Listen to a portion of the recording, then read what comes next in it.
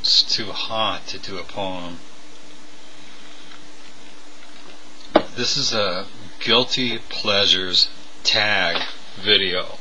I was tagged by a woman with the username XSadisticTormentX.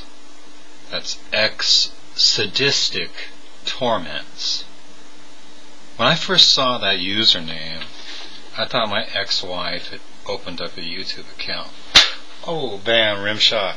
Okay, just kidding. Miss Tormentx is from Australia. She's really cool. And hopefully she'll be posting some poetry soon. This is my 5th attempt at this, and you'll see why in a minute. Okay. My first guilty pleasure is I'm a grown-ass man, and I live for fighting games. Like this, Virtua Fighter 5, or Mortal Kombat, or Dead or Alive, or Tekken, or my beloved SoulCalibur back there. I am such a fighting game geek that when I walked into my local video store the other day, I didn't even have to ask. They just shoved this into my hands. This really nice poster. It's on this really cool material. It's not paper. For SoulCalibur 4, which is coming out in 2 days. And in 2 days I'm going to board up the windows, turn off the cell, disconnect the phone, and play that game until my fingers bleed. Interestingly enough, I mentioned my prowess at fighting games to a YouTuber named ThinkMorePink. Some of you may know her. She's a brilliant woman. She's helped me a lot with some videos. And I just kind of casually mentioned I could kick her ass at any of them. And she wrote back saying, "Oh no, you can't. I have 4 brothers and I learned all this and I kick your ass," or something to that effect. And I've kind of noticed, since this exchange went by, that she's kind of had a low profile. Almost kind of like she's cowering somewhere, knowing that SoulCalibur 4 is coming out and that,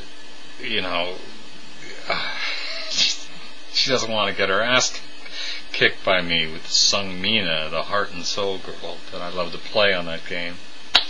But anyway, if you're watching this, Shannon or ThinkMorePink, I challenge you here and now. I will meet you anytime, anywhere on Xbox Live. I assume you have a 360. Any system. I'll get a PS3 if that's what it takes. And I will show you how it's done. Okay?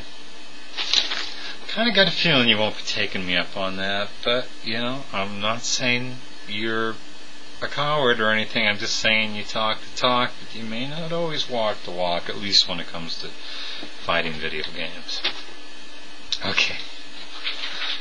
Another guilty pleasure is Dana D'Armond. That's Dana D'Armond and her cat.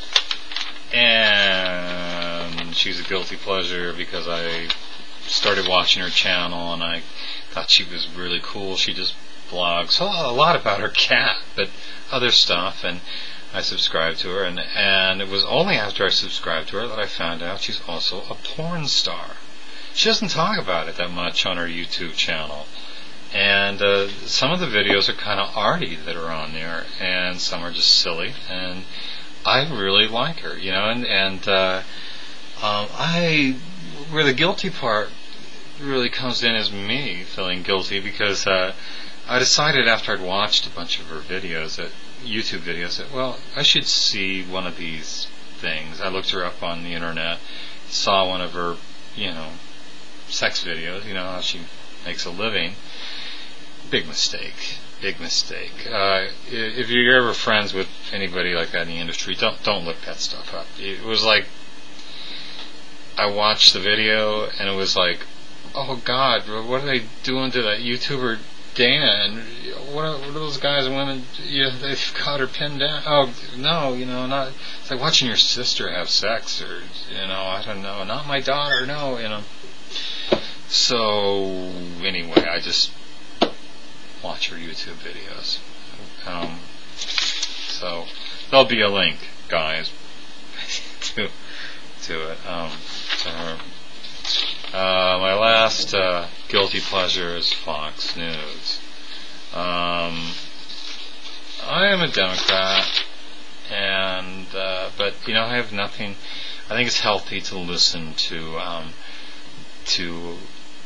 conservatives, because I think it's very important to listen to people with other points of view different than your own, because you'll learn, you grow as a person doing that, and you'll learn sometimes you're not always right about everything. Like Rush Limbaugh, I listen to him quite a bit, and Rush is actually right about a few things. As much as I hate to say that, I think he's usually wrong, but like William Buckley, I used to read him all the time. The thing about Fox is they just insist on using fair and balanced. It's like what they should do is just say, hey, this is Fox News from the conservative point of view.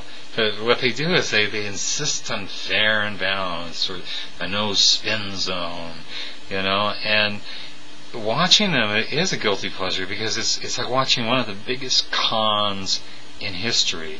There's this show called The Real Hustle, where this guy named Apollo and his cohorts con people out of money, their identity theft, stuff like that, and they show how it's done. That's how Fox News is to me. Is I feel like I'm watching these con artists, basically,